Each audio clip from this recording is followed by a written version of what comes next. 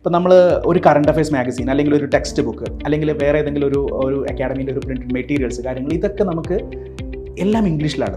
Practice ചെയ്യാതെ നിങ്ങൾക്ക് ഒരു എക്സാമോ ഒരു കാര്യമോ നിങ്ങൾക്ക് അത് ക്ലിയർ ചെയ്യാൻ പറ്റില്ല. സിവിൽ സർവീസ് എക്സാമിന്റെ പ്രധാനമായിട്ട് ഒരു മിസ്അണ്ടർസ്റ്റാൻഡിംഗ് ആണ് നമുക്ക് ഒരു ശശി തരൂർ ലെവലിലുള്ള ഒരു ഇംഗ്ലീഷ് വേണം നമുക്ക് സിവിൽ സർവീസിന് എന്നത്.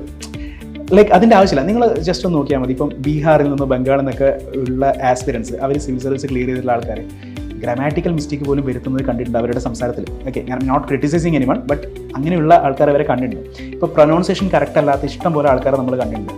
ഓക്കെ, അവരൊക്കെ ഇത് ക്ലിയർ ചെയ്യുന്നത് അവർ ഈ പറഞ്ഞ അത്രയും ഓക്സ്ഫോർഡ് ലെവൽ ഇംഗ്ലീഷ് കൊണ്ടൊന്നുമല്ല. അവർക്കും നമുക്കും ഇടയിലുള്ള ചെറിയൊരു വ്യത്യാസമുണ്ട്, കോൺഫിഡൻസ്.